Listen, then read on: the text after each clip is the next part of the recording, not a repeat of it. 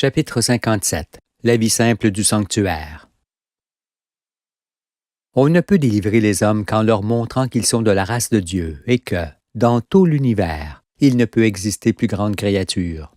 Et ce qui est expliqué dans ce livre s'y rapporte, car ce n'est point l'esclave qui délivre, mais l'homme libre, comme est libre l'agneau qui ouvre aujourd'hui les portes du royaume à ceux qui sont choisis de Dieu. Sur le royaume des cieux. Vous n'ignorez plus que le royaume des cieux est le royaume de Dieu qui s'établit autour de chaque étoile, comme il s'établit en ce jour sur la terre. Pour cette raison, il faut entendre le royaume de Dieu dans les cieux, dans tout l'univers. Si je persiste à le dire, c'est parce que vous pensiez que lorsqu'une personne mourait, elle montait dans le royaume de Dieu, que d'autres appellent le paradis. Si cela était, les morts monteraient dans des mondes appartenant à d'autres. Cessez plutôt d'être des nourrissons et pensez à ce que nous avons déjà dit. C'est-à-dire que si vous prenez part à la résurrection qui s'opère aujourd'hui, votre âme restera sur la terre dans l'inconscience du temps qui passe, et qu'elle retrouvera un corps de chair autant de fois qu'il y aura de changements solaires. Vous resterez ainsi dans le royaume des cieux, qui est le royaume des anges, existant tout au long de la grande spirale de la vie. L'Esprit Saint vous est donné pour que vous vous en pénétriez. Puisque Dieu vous a fait l'honneur de vous appeler chacun dans le monde des vivants, au milieu des beautés et des perfections qu'il a créées, vous le louerez et lui exprimerez votre gratitude en toutes circonstances. Quand vous contemplerez les étoiles, la lune, la terre et la mer, chacun dira en son cœur pour le servir. Toutes ces merveilles autour de moi sont les ouvrages de tes mains, ô Dieu du ciel, et sont ma vie que tu animes par ton souffle. Je comprends que je suis l'une de tes demeures et le gardien de ton jardin qui doit conserver l'ordre que tu as toi-même établi. Aussi, pour ne pas détruire ta création, Père juste, je te fais le vœu de garder la terre nourricière précieuse comme ma mère. Je ne changerai point sa face, je ne la souillerai point. Je ne toucherai point à ses sites, à ses rivages, à son relief, à ses forêts, à ses eaux, ni à aucun autre élément qui resteront tels que tu les as créés. Je ne modifierai point la nature des êtres, ni leur nombre, car tout est parfait. Je te fais la promesse de m'attribuer que les ouvrages de mes mains, selon ta nouvelle loi, avec laquelle tu fais alliance éternelle avec les hommes. Et, selon ta volonté, j'habiterai le pays de mon peuple seulement. À chaque instant de ma vie, je pratiquerai ta loi pour rester responsable de mes actes et sauver mon âme. Et je me dresserai vigoureusement contre ceux qui enfreindront tes ordonnances et tes règles, jusqu'à y laisser mes forces si c'est nécessaire et ma vie s'il le faut. Je conduirai mes enfants sur tes sentiers, Père juste, et leur enseignerai tes préceptes tant que tu me donneras souffle de vie. Si donc votre désir est de marcher avec Dieu, et de ne plus jamais vous confier en l'homme, ni de détenir aucun pouvoir sur vos frères et sœurs comme la loi le commande, et que vous vous engagez à habiter seulement le pays de votre peuple. Sachez que vous êtes pour toujours délivrés des puissances du mal et que le nombre de vos jours sera grand. Vous irez dans le royaume où les bénédictions du Père ne vous seront jamais retirées, et votre maison sera féconde et prospère. Les joies de votre bonheur ne tariront pas, car Dieu aime ceux qui le servent. Il leur donne de la vigueur et ne les récompense point avec mesure. L'Écriture le mentionne. C'est le Dieu d'éternité, l'Éternel, qui crée les extrémités de la terre. Il ne se fatigue point, il ne se lasse point. On ne peut sonder son intelligence. Il donne de la force à celui qui est fatigué, et il augmente la vigueur de celui qui tombe en défaillance. Les adolescents se fatiguent et se lassent, et les jeunes hommes chancellent. Mais ceux qui se confient en l'Éternel renouvellent leur force. Ils prennent le vol comme les aigles. Ils courent et ne se lassent point. Ils marchent et ne se fatiguent point. Consacrez-vous alors au Très-Haut, afin que votre existence s'éclaire d'une lumière nouvelle.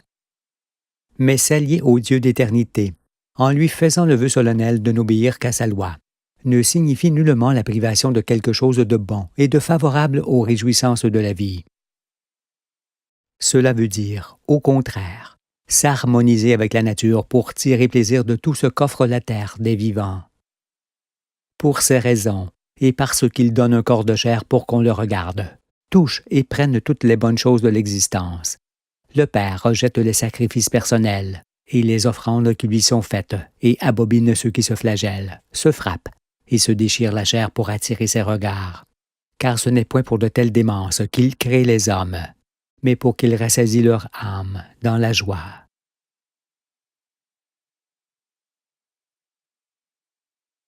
Sur le mariage d'Adam et Ève. Lorsqu'on s'engage à servir le Père, on ne doit pas le faire au détriment de l'union de l'homme et de la femme, qui ont été créés pour s'épouser et vivre ensemble, et non pour demeurer séparés. C'est pourquoi, et comme cela apparaît dans toute l'Écriture, et plus précisément dans le Cantique des Cantiques, ou encore dans les Proverbes de Salomon, Dieu bénit par-dessus tout l'amour qui unit ses fils et ses filles, parce que c'est cet amour divin qui les rapproche de lui. Mais, à cause des religieux qui ont infériorisé et repoussé la femme, certains se demandent si l'acte de chair est un péché. Sur ce plan, je dis ouvertement et clairement que l'attirance physique entre hommes et femmes est due au plaisir et à la satisfaction qu'ils retirent de leur rapport corporel. Sans cela, il est certain qu'il n'y aurait aucune continuation possible du monde, parce qu'il ne ferait absolument rien pour procréer. S'il en était ainsi sur Terre, il en serait de même dans tous les mondes de la roue. Alors, les étoiles et leurs astres n'existeraient pas, parce que leur raison d'être est justement celle de faire vivre les mondes. Voyez alors, encore une fois, combien tout est lié et parfait dans l'univers. Sachez donc tous que l'acte de chair est un transfert de force nécessaire au bien-être et à l'équilibre de l'homme et de la femme, qui peut déclencher le processus créatif à leur insu. On retrouve ici l'émission-réception ou l'apport-dépense, qui sont l'origine et le maintien de tout corps et de tout être de l'univers. Comme la planète dépense la force qu'elle reçoit du Soleil, la femme dépense la force qu'elle reçoit de l'homme. En raison de cela, il ne peut y avoir péché dans l'acte de chair. Ce qui est péché, c'est la lubricité, l'impudicité, la débauche, le viol, la pédophilie, l'inceste, l'homosexualité et autres formes de perversion semblables, qui enlaidissent les êtres humains. Aussi, que tous ceux qui salissent l'amour d'Adam et Ève par toutes sortes de vices et d'actes malsains soient maudits à jamais. Vous avez appris que les astres et les êtres ont un processus identique de naissance. C'est pourquoi, dans la conception et la création du mâle et de la femelle, les deux côtés du courant créatif montrent que le mâle est toujours formé en premier et la femelle ensuite, dans un même mouvement. Pareillement au Soleil qui apparaît avant la planète et le petit satellite auquel il est lié. Il s'agit de l'ordre du courant créatif duquel descend l'ordre des familles.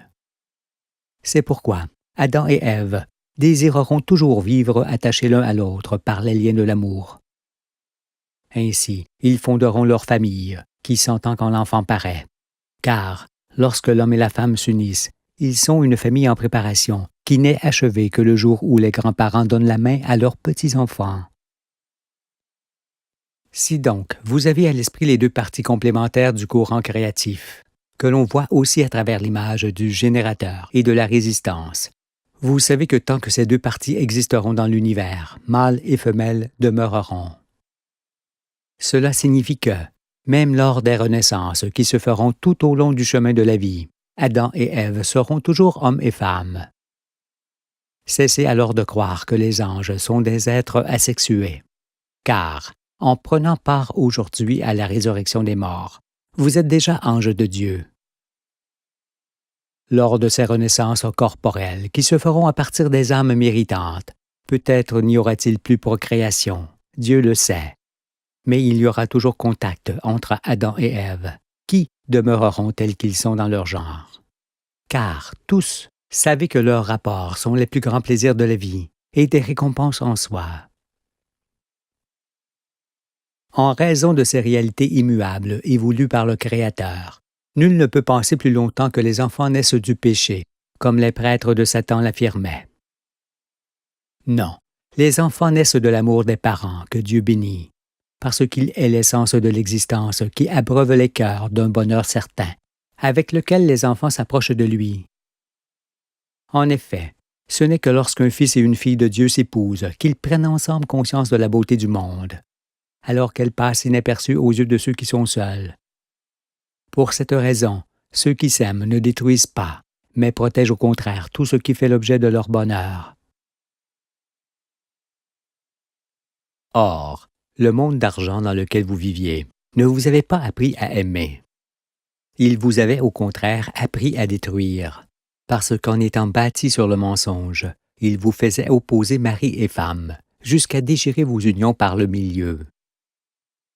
Et si dans les derniers jours beaucoup craignaient de fonder une famille, cela était dû à vos pasteurs qui détruisaient ce qui en faisait la force. Car, en mettant en pratique leurs préceptes, les mains des uns bâtissaient tandis que celles des autres démolissaient. Et la séparation des hommes et des femmes qui en résultait était un grand malheur, parce que leurs différends annulaient les sources du bonheur et augmentaient le nombre des orphelins. Et puis, sachez que vivre pour soi n'a pas de sens ni de raison. On n'existe pas pour soi, mais pour l'autre moitié de soi, qui est Ève quand on est homme et Adam quand on est femme. Et lorsqu'on fait naître l'amour, il faut veiller à le conforter quotidiennement, par des petites attentions à l'égard de son conjoint. Il est certain toutefois que si des couples peuvent vivre unis toute leur vie, d'autres ne le peuvent, en raison de l'évolution des époux qui se fait différemment. Dans ce cas, il vaut mieux divorcer que de commettre l'adultère, car si la violation de la fidélité détruit les conjoints, elle détruit aussi le cœur des enfants qui craignent ensuite de fonder une famille à leur tour. C'est pour tout cela que Dieu réprime fortement l'adultère et qu'il est la répudiation, surtout qu'on ne peut faire souffrir impunément des êtres innocents. Certes, si l'amour entre hommes et femmes était facile, il ne vaudrait pas d'être vécu. Mais pour que le mariage soit heureux et durable, il est préférable d'épouser la femme de sa jeunesse, parce qu'en évoluant dans le même sens, en étant encore malléable, on s'accorde mieux que si l'on s'épouse en étant plus âgé et immuable. De plus, l'union d'Adam et Ève doit s'effectuer librement pour qu'il y ait fidélité ensuite. C'est pourquoi, dans le royaume, il ne s'agit plus de mariage comme se faisaient les mariages traditionnels dans le monde des ténèbres, mais des attaches non feintes qui lient un homme et une femme en faisant d'eux une seule chair. Seul Dieu rapproche et unit ses enfants. Par conséquent, vous devrez abandonner vos anciennes traditions sur le mariage, car ceux qui mariaient les jeunes gens, en faisant de cet usage une source de profit, ne firent que des simulacres pour leur vendre Dieu, et le droit de vivre avec la personne de leur choix. Ainsi, de votre naissance, qui était pour eux une source de profit, jusqu'à votre mariage et à votre mort, qui en était d'autres, ils ne vous lâchaient point.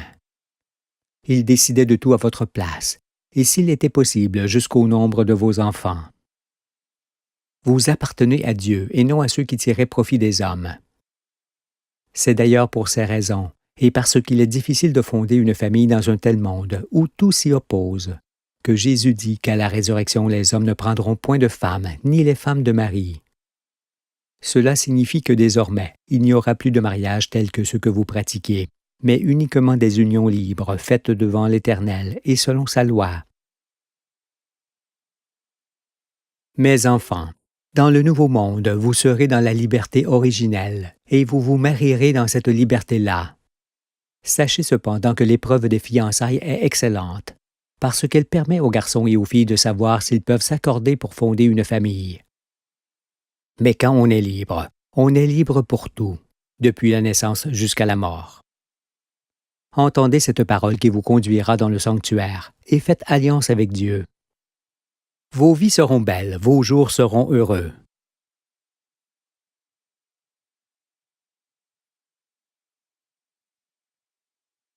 Sur l'éducation des parents.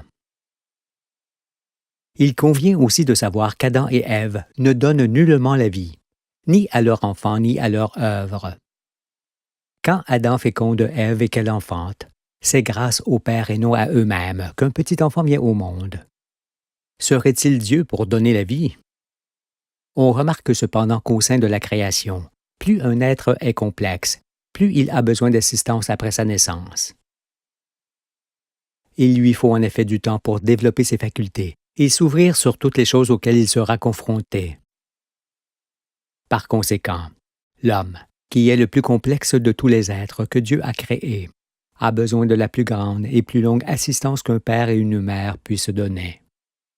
De plus, en ayant besoin d'affection depuis son plus jeune âge, l'enfant ne doit pas être élevé sans que ses parents soient épris l'un de l'autre, car l'amour qui les unit se portera sur lui. Né de cet amour, il en fait la nourriture de son cœur et son refuge.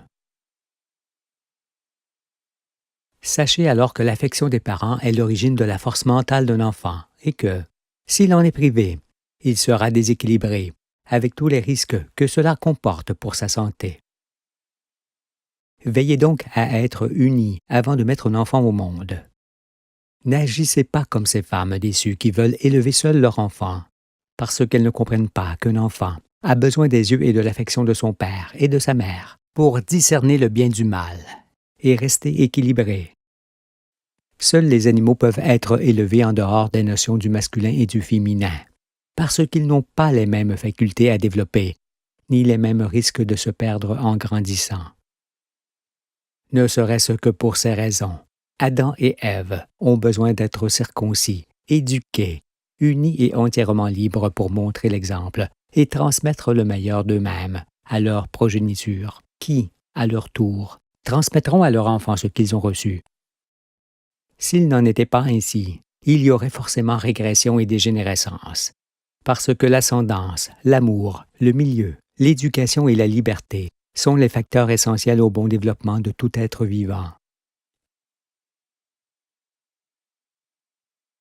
Ce que tu nous expliques nous semble aller de soi et met le royaume à notre portée, me dira-t-on. Mais faut-il avoir des enfants pour mériter la vie éternelle, et doit-on soi-même en établir le nombre? Dieu permet-il ou ne permet-il pas la contraception? Je réponds que la loi fixe les bornes, même dans ces domaines. J'ai expliqué que les rapports des époux n'avaient pas uniquement pour but de procréer, mais pour les faciliter. On ne doit pas pour autant décider du nombre d'enfants que l'on doit avoir. Car l'enfant n'est pas un objet que l'on façonne quand on le veut, ni un être que l'on possède à sa convenance, pour décider soi-même d'avoir tant d'enfants ou de ne pas en avoir. Non, seul Dieu l'appelle dans le monde, car lui seul sait s'il doit ou non exister. C'est pourquoi il ne vous demande pas d'avoir un nombre d'enfants déterminé, ni ne vous oblige à procréer pour mériter la vie éternelle. Abstenez-vous alors de forcer la nature dans un sens ou dans l'autre, c'est-à-dire de rendre stérile la femme fertile ou de rendre fertile la femme stérile. Néanmoins, vous pouvez avoir recours à des moyens de contraception simples et temporaires qui n'affectent nullement la santé, comme, par exemple, l'abstinence passagère.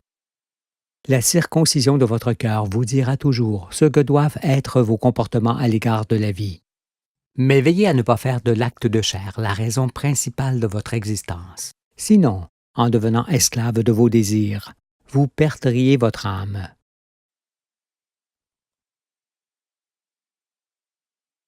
Sur l'éducation des enfants. En sachant que la formation des astres et celle des êtres sont semblables, on ne peut plus ignorer que le masculin et le féminin découlent du même principe d'existence. Ce qui permet de voir que l'homme est apport et la femme dépense, ou que l'homme est esprit qui féconde et que la femme est vie qui donne naissance.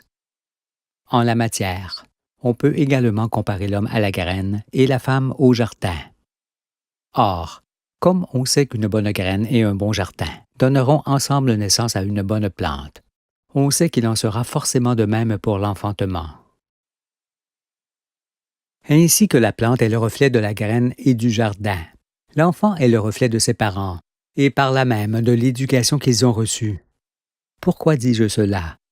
Parce qu'en évoluant toujours en fonction de l'éducation qu'on a reçue dans son enfance, on peut être fort ou faible selon qu'elle fut bonne ou mauvaise. Il est pour cela manifeste que l'éducation rentre dans la composition des supports de l'hérédité, comme le milieu ou la liberté dans lesquels on vit. L'éducation n'est pas directement héréditaire. Cependant, elle se trouve être l'origine des bonnes ou mauvaises prédispositions d'un individu. Et c'est pour mettre en évidence cette responsabilité de chacun que Dieu dit dans l'Écriture qu'il fera porter l'iniquité des pères sur les enfants. L'éducation que l'on reçoit dès son enfance et qui se conforte tout au long de l'existence par les expériences vécues est donc fondamentale. Il convient alors d'éduquer l'enfant dans l'Esprit de Dieu et de le conduire sur ses sentiers. D'autant qu'enseigner l'enfant de la sorte, c'est aussi sauvegarder le monde entier. Par conséquent, son éducation doit être d'abord orientée vers la circoncision du cœur, avant de l'être sur les moyens d'atteindre un objectif.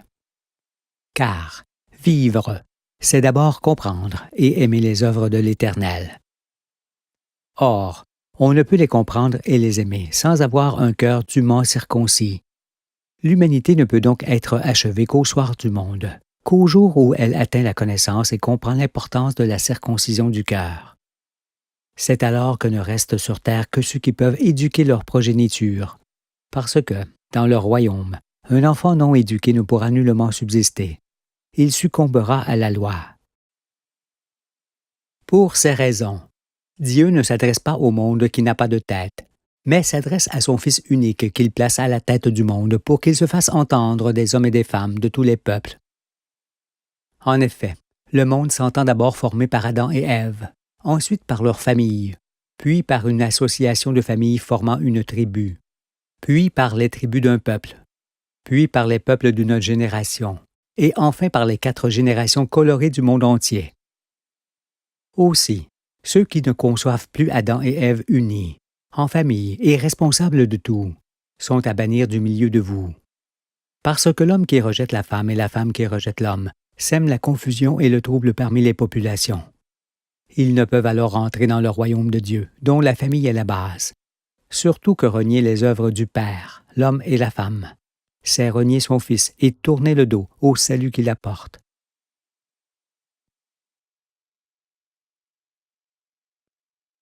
Sur la saine conception de l'existence.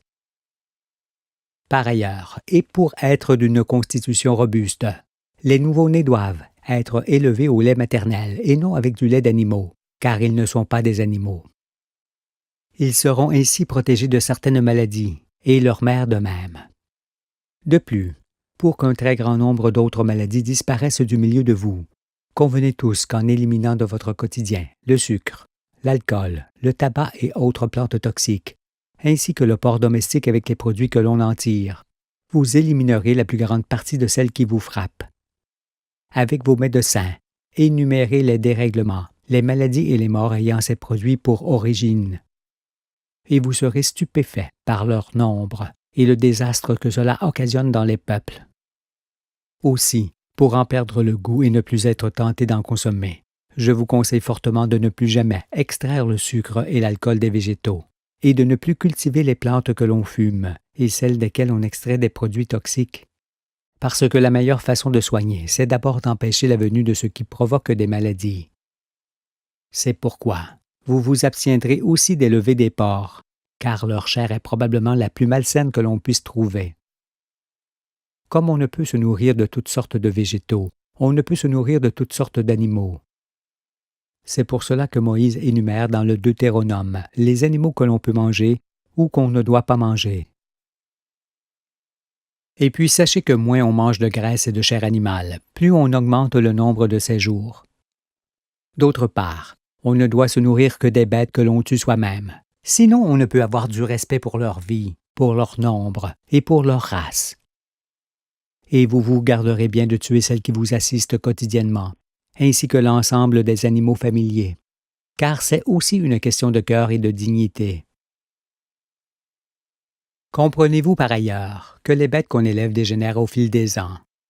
Privées de leur liberté, de la nature, de leur nourriture originelle et de leurs prédateurs qui les maintiennent en bonne santé, elles ne peuvent que régresser.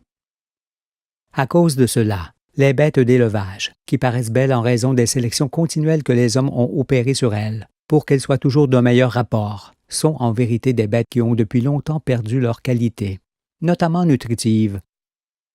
C'est pourquoi Dieu vous commande aujourd'hui de faire retourner à l'état sauvage tous les animaux que vous éleviez. Qu'il s'agisse de menus ou de gros bétail, ou de bêtes de basse-cour, tous doivent réintégrer la campagne, les pâturages, les landes, les forêts et les lieux humides pour retrouver leur liberté et leur état naturel. C'est alors que vous pourrez les chasser pour vous nourrir, en veillant encore une fois à ne manger que ceux que vous aurez vous-même abattus. Étant seulement au commencement du chemin de la vie, on ne peut continuer d'élever des espèces qui ont déjà perdu les qualités de leur race à cause de l'exploitation abusive qui en a été faite. C'est donc l'ensemble de ce dont on se nourrit qui doit retourner à l'état sauvage pour servir de réserve éternelle. Les bêtes, assurément, mais aussi l'ensemble des céréales, des légumes, des tubercules, des plantes potagères, des fruits et autres espèces de végétaux. Après quoi, on pourra prélever des spécimens pour les élever et les cultiver, avant d'en changer à nouveau. On ne peut effectivement sélectionner à l'infini des spécimens de chaque espèce en fonction des critères que l'on établit soi-même, parce qu'il n'y a pas mieux pour dénaturer ce dont on se nourrit. Les gènes sont les reflets de l'état du monde. C'est pourquoi seule l'interdépendance des éléments de la création est en mesure de garder ce qui doit l'être et d'ôter ce qui ne doit point exister. Forgez-vous alors un nouvel esprit plus proche des réalités, car tout ce que Dieu crée est parfait. En raison de quoi, vous ne laisserez point vivre ceux qui tenteront encore de modifier les organismes par toutes sortes de manipulations d'éléments du chromosome, parce qu'ils ne sont point les créateurs des créatures pour modifier leur nature et celle du monde entier. Dorénavant, dans le sanctuaire, vous devrez recourir à des méthodes plus naturelles que celles que vous employez dans ce monde pressé. Pour vous nourrir et éviter la maladie qui vous emporterait, vous rechercherez toujours la nourriture la plus simple et la plus digeste. En ce sens, vous éviterez les plats richement cuisinés et vous vous abstiendrez de consommer le sang des animaux. D'autre part, vous devrez manger seulement des produits frais ou des produits que vous conserverez vous-même à l'état naturel dans votre cité. Sur ce point, sachez que le fait de congeler les aliments pour les conserver indéfiniment est une contrainte inutile et un désastre pour la qualité, comme l'est aussi ceux que l'on conserve artificiellement avec des produits chimiques. Ces façons de conserver et de distribuer les aliments n'appartiennent qu'au monde de folie qui s'achève. Mais d'aucune manière, vous ne les reproduirez dans le sanctuaire, où vous consacrerez tout votre temps à préparer vous-même ce que vous consommerez. Vous reviendrez alors à des méthodes simples. Par exemple, vous garderez le vin dans des tonneaux, les céréales et l'huile dans des jarres, les autres denrées dans des pots de terre émaillés ou dans des récipients de verre dépourvus d'air et dûment fermés, car il n'y a pas mieux pour préserver leur qualité. Avec ce même esprit, vous confectionnerez vos vêtements avec des matières naturelles que vous teindrez dans les coloris dégradés de la nature. Et vos maisons seront pareillement bâties avec les matériaux locaux. Ainsi, avec cette vie naturelle et simple, vous garderez le sommeil paisible de votre enfance. Vous serez alors en bonne santé et heureux d'évoluer sur la terre avec laquelle vous vous confondrez.